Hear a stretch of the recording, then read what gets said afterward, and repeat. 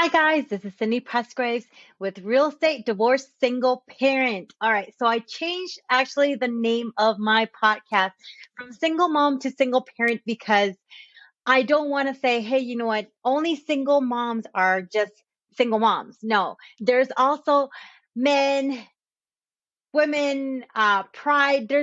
There's so many. I mean, it could be single parent. It doesn't matter if what gender you are. It doesn't matter if you're an actual mom. You could be a foster. It doesn't matter. So I just want to make sure that this is general. Like anybody can listen to this podcast.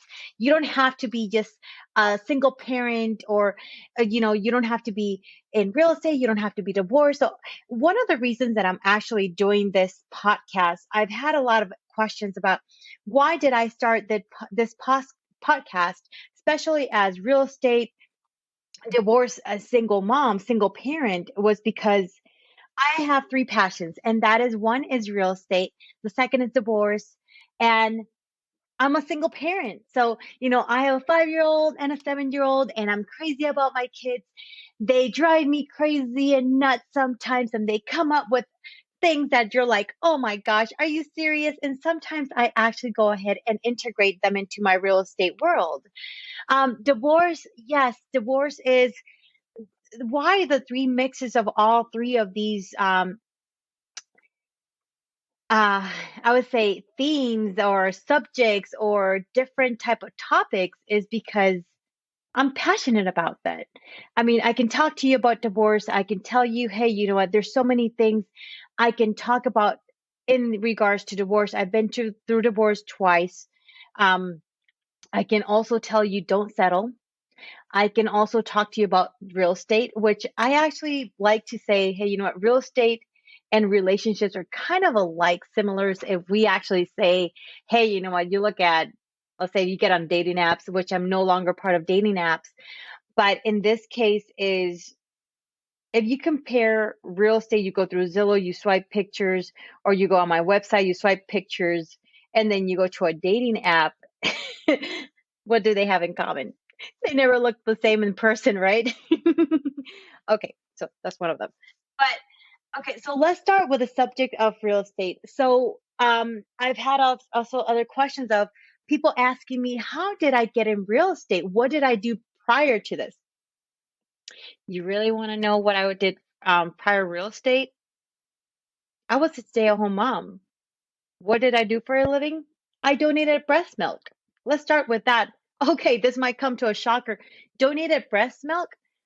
Look, back when I got laid off, so I was a director of sales and marketing for a hotel in North Dakota. Back in 2015, I got laid off in my third trimester. And I was devastated. I was completely devastated. I didn't know, like, that hotel was my world. I mean, I did not know what real friends were, what was actually having friends back then. And for me, it was like so, like, I would do anything for that hotel. But unfortunately, well, I would say unfortunately, you know what? You have to be in that position where you're actually are at. So in this case, I never thought I would be get laid off. I thought that my job was secure. Did I know I was going to get laid off? No. Did I knew that I was going to lose my job? No. Did I knew that anything in the future? No. So back when, and I still come back to this little by little, which is actually funny because I keep on remembering and replaying this in my head. Whenever I was 18, my mom told me, hey, you should go into real estate. I'm like, no, I don't want to go in real estate. I want to become a professional. Look, I spent so much money in student loans that I'm actually finally paying off my student loans. And I keep on looking, I'm like, geez, you know what? I spent $40,000-$50,000 in college. Okay, I know that's not a lot in the States, but I'm like, it's funny and interesting because sometimes we think that we are going to go ahead and become something totally different in this world. And every single aspect in life is what takes us to what we're supposed to be doing. And I'm actually passionate about real estate. I'm blessed that I'm in real estate because it actually gives me the flexibility. I am my own boss. You know, I work, I hustle. I basically love to educate people. I'm actually becoming an inspiration to people. I'm helping people, not only as a real estate agent, just because, when you get into real estate, people think, oh no, you know what? She's just a real estate agent. She's not going to be able to help me or anything. No, no, no, no, no. That's not me. I want to be able to help anybody that I can help, because you know what, I love to giving back, and that's really important for me. If I can actually give advice, I will give advice. If I can educate you, it doesn't matter if you're going to buy a house from me or not right now, because I know it's just about building that relationship. So now, going back to when I was actually in um 18, my mom told me, you should get into real estate. I'm like, yeah, whatever. I want to go double major in computer science and computer engineering. Okay. I did 3 years of it. Did I end up did I end up pursuing computer engineering, computer science? No, because I hated it. I mean, believe me, I remember I went to Polytechnic University in Puerto Rico, and oh gosh, the math and the frustration. I mean, and then the projects. I mean, it's like it was not for me. I couldn't see myself surrounded by computers my whole life. You know, okay, so this is something that I am going to probably regret saying on this podcast, but back when I had a job with CompUSA, so I've always been a good salesperson, and I've loved to always be creative, and it's hilarious. And my friends at CompUSA had always made fun of me because of the creativity I had. And, I'm not going to say what they used to say, but people will listen to me and they will believe me and they will trust me. And I've always developed that relationship, because that is the number one thing you have to do, especially with clients. You don't want to lie to them or anything. So, okay, so now I'm going to go back to CompUSA when I used to work as computer sales. So, um, so I was actually working with this client, and for some reason I thought there was a soft screen touch screen software. So, oh gosh, I can't believe I'm saying this, but anyways, you know what? I'm pretty smart, and sometimes I'm pretty silly, and sometimes I'm pretty creative. So this is like in 2005, 2006, back when things were not touchscreen yet. And it's hilarious because I came up to this guy and told him, no, no, no, no. You know what? If you want to make the monitor touchscreen, all you have to do is there's a software that they sell, and you actually put this little cover on top of it, and voila, you make it touchscreen. If I would have patentized this and sold this to Microsoft and Apple, and I would have made a living. I would have made a fortune, but I didn't. It was just my creativity and being very, very creative back then. So that didn't happen. So I actually and I still keep on saying it's funny, it's hilarious, because it's actually something I did. And so I had a passion of computers, but my passion was more with dealing with clients, working with them. I mean, I grew up, my parents had different businesses. My whole family, had different businesses. And I remember when I was little, I kept on remembering, and this is going to be like my second book is going to be on this, on, my Latina roots, my Latin roots, how I grew up in in the household. I from the age of 6 years old, my when we moved to Puerto Rico, well, from yeah, when we moved to Puerto Rico, I grew up in Texas. I was born in Texas, but my dad had his own business because of my grandfather. My grandfather told him part of business, whatever works they had, negotiations, whatever they had, and I basically like it was my thing of helping people. And I remember this. My dad always told me, you always build a relationship with people, because that relationship is what's going to keep you in business. No matter what, they're always going to come to you. And I remember back then, I mean, Home Depot did not exist. Walmart was in the mix of coming to Puerto Rico. Um, we really didn't have this huge stores. And it was like, it was really interesting because these local businesses were competing, were trying to, do things that other businesses like the retail corporate America was not doing. And now I think about it, it's just like, right now, a lot of agents are like, hey, you know what, this is going to happen. Zillow's trying to take over. Realtor.com is trying to take over. All these big companies, knock, Mark Spain. What are we talking about? But it's about going back to basics. That's where the business is. This is where the relationship comes into. You don't lose the touch with your clients. And yes, I am getting a little bit out of the subject here, but it is how important it is to build a relationship with those clients. So when I was growing up, that is basically what my dad was.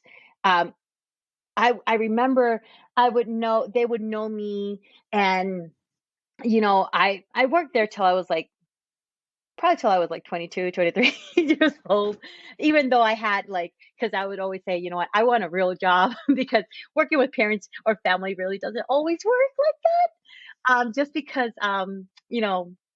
back then when I started when I was 6 years old, we were always, when I tell you I was always there, it was, I would go to school, then it was, I would do my homework at the office, or we were always either in a vehicle, or we were in the office or my dad's job. Sometimes I would pick up the phone, he would tell me like, hey, you need to call these people. And it was interesting because back then while I was growing up, I didn't see it as an opportunity. But now that I'm an adult, I'm thinking about this and I'm like, I was actually being trained for customer service on building relationships since I was little. Did I ever take advantage of it? I did, because you know what? It was basically like building skills with people and how to communicate, how to build that relationship. So I grew up in that business. I remember when I was little, I think there was like some type of like a flexible PVC. It was something gray wrapped around syringe, like plastic syringe or or plastic wrap, something. And I would help them carry their merchandise. My family had like a plumbing and electric supply business, and I would go ahead and help them uh with their merchandise, and I would take it to the car and all that, and I would get tipped. And I remember this guy, I helped them. And keep in mind, it's plumbing and electric supply, and it's really thinking about all this. It's just like building relationships, talking to people. I mean, now we have all this social media going on, and it's like, are we, social media now is texting, but have we lost the touch with people? Are we like, hey, how you doing? Let's do a pop-up buy, or let me just go ahead and drop something by. I mean, is there anything I can do for you? So it's like in real estate, as now I remember with my family, growing up with my family's business. And not only that, but I remember, so I also grew up in Peru. Like for the full summers, we went 3 months to Peru every year. Sometimes we would go 2 or 3 times a year, and to visit my grandmother, my mom's side of the family. And it was everything. Like, I would kind of make fun of them because, okay, this is my ignorance, keep this in mind, because they would always like they're a little bit behind, but not say completely behind. Um, because sometimes they still use fax, and back then it was like fax, um, paper. They still use that carbon paper to make copies. They will like make receipts and all that. So not everything is like up to speed with technology, which is really interesting. But it is not about the technology advancement. If not, it's about the human touch, human relationships.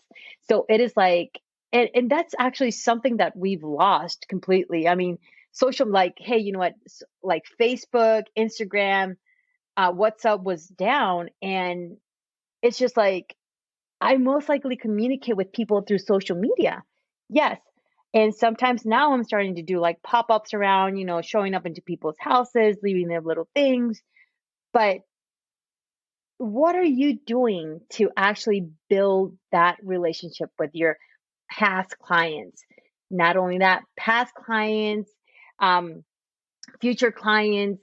I mean, are you building a pipeline? Are you actually following up with them? Because I actually talked a few months ago with this client, and he's he's like, you know what? I appreciate you giving me a call, picking up that phone and giving me a call. And I'm like, you're welcome. But are we doing that enough of that? Are we or not? You know, there's different things. So, I mean, well, growing up, I grew up through my whole life through customer service, and it was, thanks to my family, I would say, just because. So, my mom, I guess she saw something that I didn't see. I wanted to go to college, I wanted to finish college. I was actually the first one in my dad's family to have a college degree. So I have a master's degree. My mom has a bachelor's degree. She actually graduated from bachelor's degree like 8 years ago. And it took her a long time, but she actually accomplished that. So now going into real estate, I never really thought of going into real estate.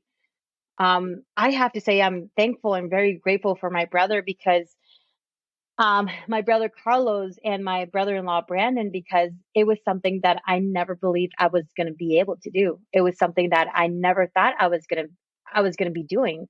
And I have to also say thank you to my ex-husband John, because he was the one that pushed me. He was the one that believed in me. And regardless of how ex he is, I mean, he is still a good friend of mine, and he's the father of my kids. You might be like, oh my gosh, why are you talking about him that way? Because he is, I mean, regardless of what happened between us and all that, I mean, we're divorced, but he's always supported me in so many ways. And if it wasn't for him, my brother, and my brother-in-law, I would probably not be doing real estate right now. I wouldn't be talking about you guys through a podcast. And for me is believing, and so going back to, as I was, a director of sales and marketing, I got laid off. I basically donated breast milk. And why I donated breast milk? Because I was overproducing. That is a totally different world. Breast milk, oh my gosh, donation of breast milk. You can actually sell breast milk from $3 to $5. And this is to bodybuilders. Don't get me wrong. And you can sell it to moms. So there's this company in California called Prolacta. And the reason I actually donated that to them, because when I lived in North Dakota, I called so many places, and I think I called the Midwestern, and it was hard. It was hard to find a place that I could donate it. I produced like probably 2,000 to 2,500 ounces of milk on a monthly basis. This is surplus. This is like separately from whatever I actually went ahead and gave my baby Julian and baby Armando.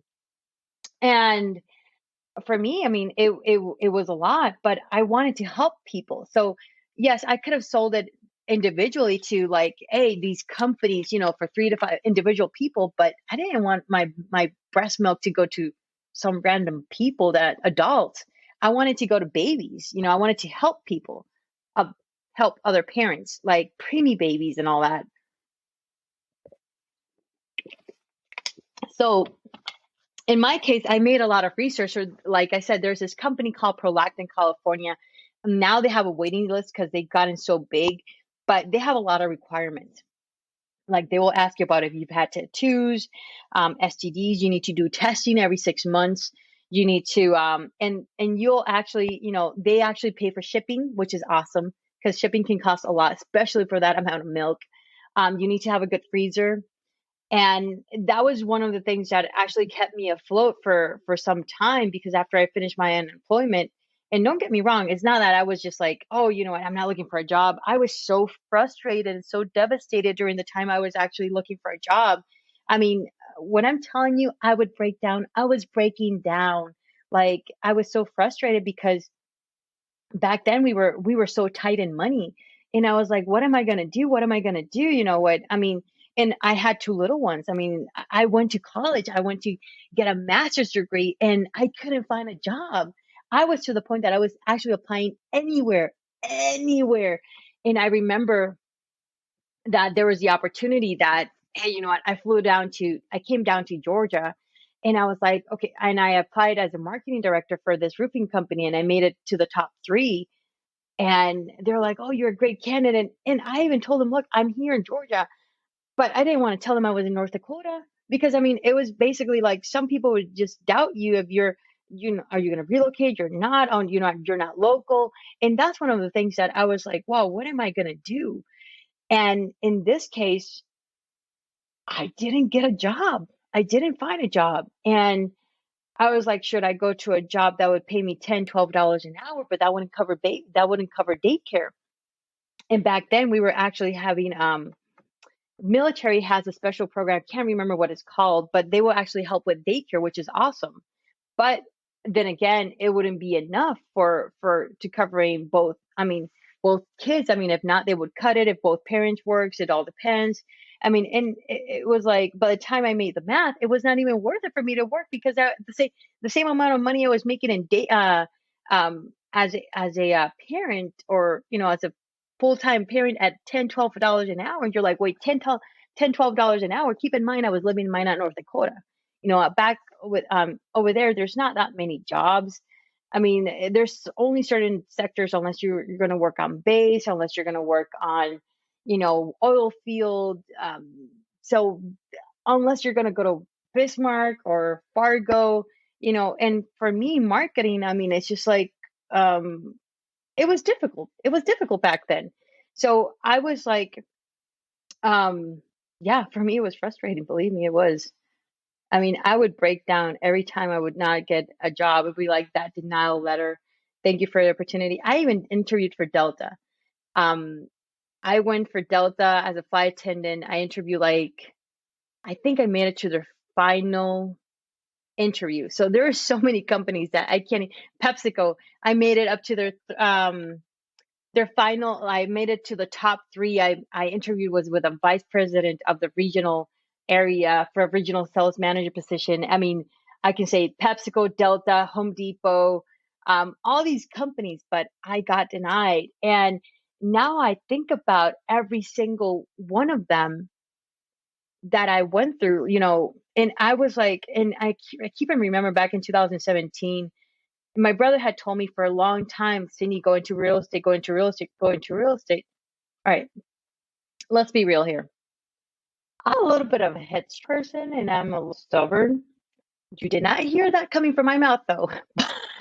I am a little bit of a headstrong and a little bit stubborn. I'm admitting that.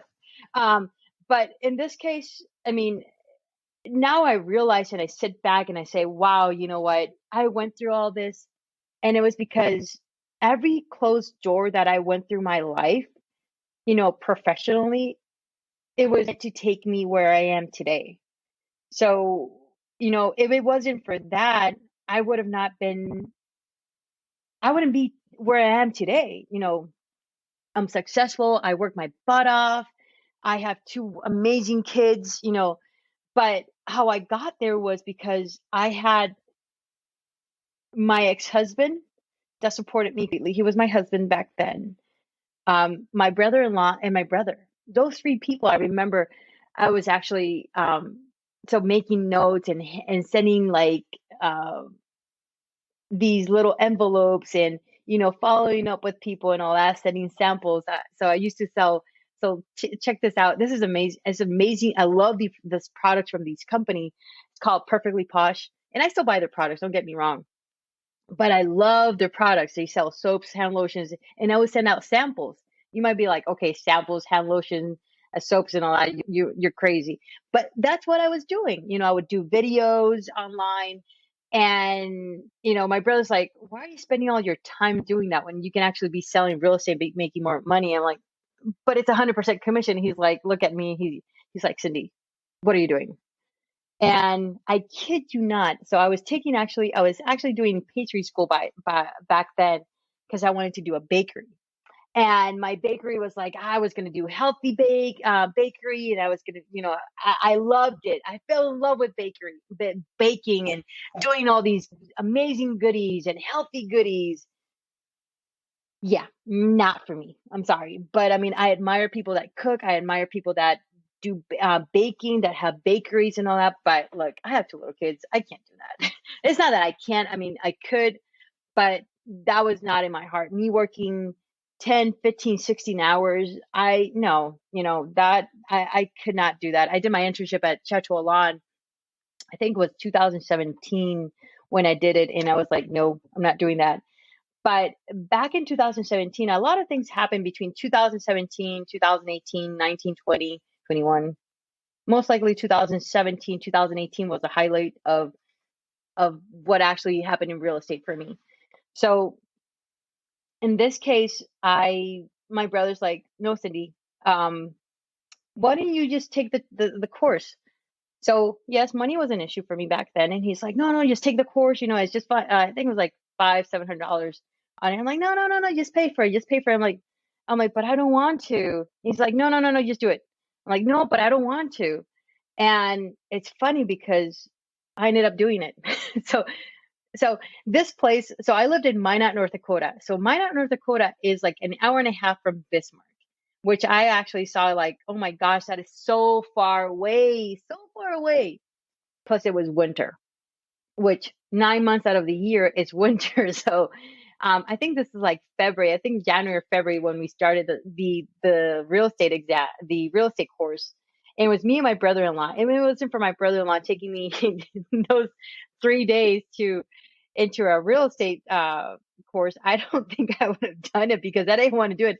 I would, like I said, I was poorly stubborn. I was completely stubborn back then. And I actually took the exam. So I passed the course. I'm gonna tell you flat. I'm gonna be transparent. I'm gonna be honestly transparent with you guys here. So I took the course. I wasn't really that interested, but yes, I was paying attention. But I was like so lost because my brother's like, "Oh no, no, no, no! Look, I'm a pretty smart person. I love reading. I love doing other things, but that freaking, I mean, the hectares and I mean, when it comes to land, oh my gosh, I was like so frustrating. But anyways, so I passed the course. I'm like, yes, the course test, yes, 70%. Woohoo! This is gonna be a walk in the park. Yeah. So I did the first time, like, okay, you know what? I need to study a little bit more. All right. Waited like I remember I was going somewhere that year. I think we were going, there's some type of travel I was doing. And I was like, I think I did it before that. And then before the summer, I'm like, hey, you know what? Then, I mean, if it's meant to be, it's meant to be. Anyways, so I decided to wait a little bit longer. I didn't study. Then I kind of waited like for a year, almost to like I had to redo the whole paperwork. I am so lucky because in Nora, it's like everything's so fast because I mean you can as long as you present it there and all that, then I mean it just takes a few days, which is pretty awesome, pretty cool. Not There's not a lot of agents up there, which is nice compared to Atlanta, but I made it happen. So I took my test, and this is going to be a shocker for you guys. So I took my test, and like I said, it's going to be a shocker, but I took my test 8 times. Yes, I did take my test 8 times, and it was like, wow, I don't know. I took it 8 times. I hustled. I did everything I could, and I was like, this is not gonna work for me. This is gonna work for me. Let's see what happens. I mean, every time I took that test, I was in tears. I was completely in tears. I was devastated. I was like, I can't do this anymore. It was a heartbreak. And it was hard for me because, I mean, taking the test over and over and over again, then when you see it, I mean, I kid you not, it was like I missed it by 1 point, by 1 point. Okay. 1 point. But the good thing is I could just take it the next day, But in North Dakota, they don't give the test every day. They have like certain days that you can take it. So I took it 8 times. I passed the full test. I passed I think it was the national, or I passed the state exam first, and then I passed the national. So it was 3 hours, and I passed it on July 6th. So July 6, 2018. This is before my ex-husband got the notice of, well, my husband back then, that he was going to go to North Korea. So he did go to, sorry, not North Korea, South Korea. And my kids came in, so I'm a little bit distracted here. But I, so my ex-husband told me, hey, you know what? Hey, I'm going to South Korea. I'm going for a year. I'm like, hey, we're going to make this happen. Everything is going to be fine. So I passed my test July 6, 2018. I'll never forget this. My ex-husband had left, my husband back then, he had left on July 2nd before my birthday again, 2018. He gets there. He's like, hey, do you want to stay in North Dakota or do you want to stay in Georgia? I said, I want to go to Georgia. I am not staying here in North Dakota. Plus, my brother's about to PCS. My brother's married to military too. My brother-in-law's military. So I'm like, nope, I am going to Georgia. I basically moved from North Dakota to Georgia. He's like, you better have everything packed because I'm going to come in 2 more weeks and we're going to move you down there. Okay, perfect. So I moved to I moved to Georgia. Um, did I know anything about Georgia? Not really. I mean, I knew some of the places here, but did I knew anything about the Southern hospitality and how everything worked out here? No. Was I lost? Yeah. Did I have friends? No. But it was just like, so everything was like a learning experience for me. So that's how I got into real estate. I was because I was supposed to be helping my husband back then, he was supposed to retire. And I mean, he actually has 1 year left to retire. And for me, it was like, you know what, I'm going to set everything up, build my business, build my clientele, work in real estate and, build everything that I had to. By the time he retired, then, he wouldn't have to worry about working. It would be me. And I've already built a name back then by then.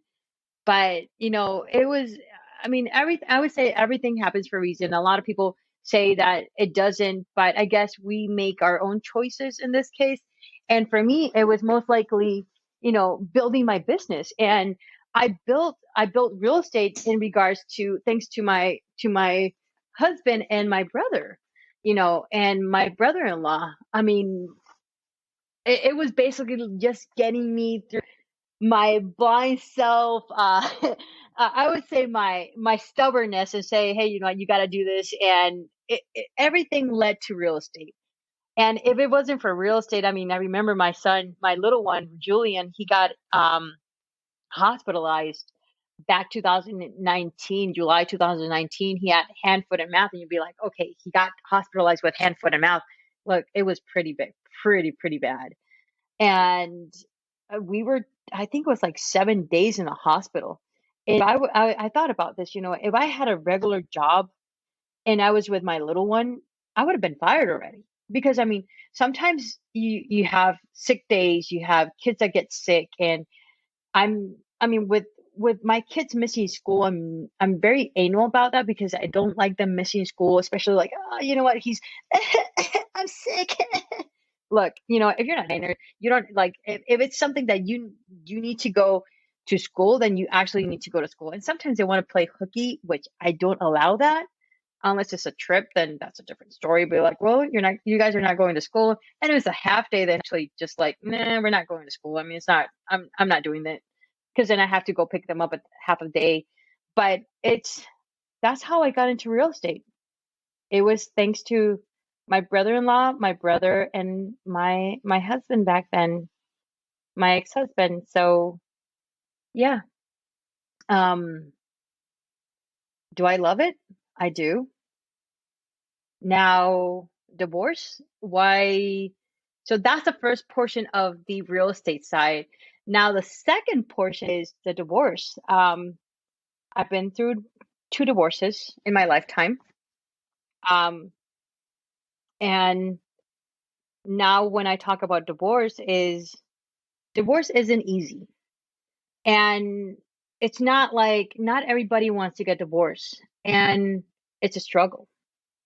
So, it's not like you have to think about yourself. You have to see, like, whenever I talk to people about divorce, not a marriage counselor, by the way, but I basically like ask people like, okay, what are you doing? What are the things that you need to do? How can you, is there anything salvageable? And I talk to people that are going through breakups, how can you make this better? How can, are you going through marriage counseling? Are you, did you know that even if you're in a relationship and you're not married, you can actually go through counseling as a couple because it's something potential for marriage. You guys are, it's like, I have a friend that the person has been in a relationship or was in a relationship for 7 years, and I'm changing a little bit of the dynamics of things just because it's, yeah. So this person was in a relationship for 7, 8, 9 years, and I asked the person, so did you ever go to counseling? No. So if you want to go back to that person, and don't get me wrong, yes, I mean, things, when things are broken, they're broken, but sometimes they can be fixed. And, some people say, no, that's recycle, or, that doesn't work. There's so many things. I mean, a divorce is so diverse and so broad that, I mean, we can talk about divorce in a healthy way, divorce, healthy, amicable. We can talk about divorce in a grudgy, crazy way too. Or we can talk about, what, both ties break up and, one goes one side, the other one goes the other side. But now when it comes into property and when it comes into, how are we talking about this? Is this something that can be salvageable? Is this something that you can work it out? Is this something that both parties wanted? Or is it something that you don't need to get divorced, but same time you guys need some time apart to get some time apart, work on each other, And I'm not saying, hey, I'm pro divorce completely, because I'm not. I am pro divorce to an extent, but I'm also, work on your marriage, work on your relationship completely before anything happens. You want to make sure that that actually is something that you both really want. I mean, in fact, I mean, it's just like, sometimes you see couples that they've been separated for 3, 4 years and they have completely gone through divorce, and they still love each other and they want to go back. Like, the other day I was in this business meeting in a restaurant, and all of a sudden I talked to this, uh talking about pineapples, and this agent heard me, and she was an agent, and she tells me, you know what, I have been married for 36 years, and 2 years later I'm dating my ex-husband. And I'm like, you know what, I I see hope there, because you guys want to work things out. And I mean, especially like, and that happens with couples, if you want to fix something, you want to work something, then, make it work. But there's also, yes, no, there's marriage count, like I said, there's marriage counseling. There's so many things. And that's why I like saying, hey, this is the divorce part of me. I love talking about divorce. I love talking about things about helping marriages. I mean, and you know what? And if not, how to make things amicable. There's so many things that you can make it amicable. You don't have to be nasty and crazy and rude about it. Don't hold a grudge. I know it's really hard about getting having forgiveness with it too, but it's all gonna come down to, can you forgive? Can you help the whole situation or not? And that's one of the reasons I'm actually um pretty passionate about the divorce. On the single parenting part, it's because I'm a single mom, and it's okay. My came in, and my ex-husband's home, and this is last night, so it's a little bit crazy. So the kids are actually hiding underneath the bed, and my ex is like going underneath the bed with them, crawling around the house. Um, because they know that once I'm in my office, they can't, like, they know that what they're doing. So this is like hilarious. This is background noise. So now, me as a single parent, my ex lives in Japan. So, I mean, don't. I'm married. I mean, I was married to military. He's military. He lives in Japan. We barely see him. I mean, and it's a hard situation because I have to rely on parents. I mean, on babysitters, and I have to rely on my family that I don't have family here. And it's just like it's not the same. If I need some help, then I actually have to hop on a plane and go to Puerto Rico, be like, hey, can you watch the kids for a few days? I gotta do this. And or hey, can you guys fly over here? Because I don't have that support. And I know there's a lot of people out there that don't have the same support, that don't have support at all, but you can actually manage it. I mean, you find a good babysitter. Like right now, I have a really good babysitter that I can actually count on, and I'm really blessed. I have a really good friend that she's that we met in high school, and I have that my support family. I mean, they're not blood family, but I have people that support me in so many ways. I don't like taking advantage of it. Don't get me wrong. And you know what? I most likely like to take my kids with me at all times to everywhere just because I enjoy my kids' company. And you know what? I mean, I want them to understand that mommy has a business. Mommy is a business owner. Mommy works hard. Mommy doesn't play around. And every Friday we go somewhere. Friday night with me and my kids is a movie night. I mean, lately we haven't had a movie night because I've been traveling, they've been traveling. Like this Friday we're heading out again. Um, and I think things will chill down next week when I come back from I have another flight. I travel again. And some of this is business. Some of it is personal, some of it is business, but I like to maintain my kids in everything I go. Like I like to let them know, like, mommy's doing this, mommy's doing that. What do you guys think about this? Even though they're 5 and 7 years old, I'm like, be kind. Kindness, you can conquer the whole world with kindness. And that's where I'm coming as a single mom part with my podcast. It's just like, and sometimes I don't, it's hard, especially being previously married to military, because the military world is completely different. Especially when you're outside of base, then it's not the same. You got civilians, you got military, and we got regular people here, but it's pretty different. And I'm saying, it's not about as a single mom, but it's also a single parent. You got to be proud of yourself. And I love integrating my kids into everything I do because they're my world. They're my accountability partners. And, it's just like it's important for me to have them wake up early in the morning, like at 5:30 in the morning. And I love waking them up like really happy and be like, hey, good morning. They love that. I haven't done that in 3 weeks because their dad's here. But they enjoy it. These are like memories that they're gonna have for the rest of their lives. And it's not about only creating memories, but also building habits. And that's what's important. Waking them up at 5:30 in the morning. Like my son told me yesterday, he's like, Mom, I hate your schedule. I'm like, excuse me? Excuse me? You're telling me that? You're telling me that you hate my schedule?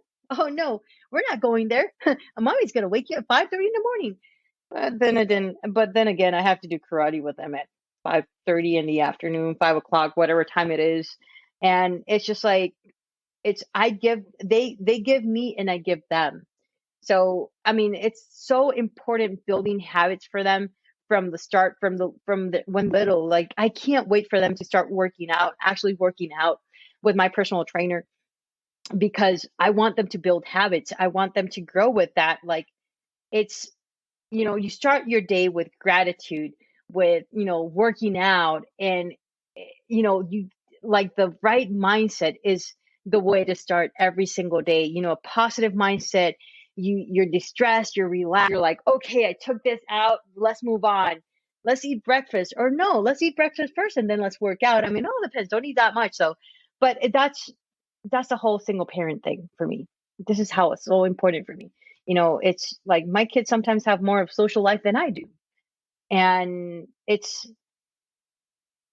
saying that, teaching them the value and appreciation of being a single parent, that I'm there for them every single day and that they can count on me. And you know what? I use them as props. So, you know what? Even if you're a real estate agent and you're saying, hey, you know what? I can't work with this client, or this client doesn't like kids, they might be the best fit for you at all. Know your value, know your worth. And that is so, so important.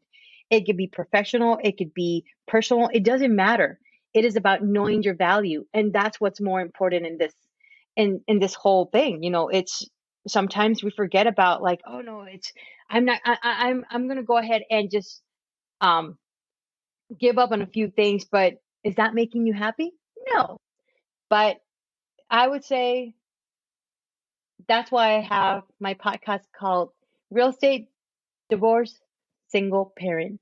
So this is Cindy Presgraves with Real Estate Divorce Single Parent, and I will see you guys next week. And thank you for having me.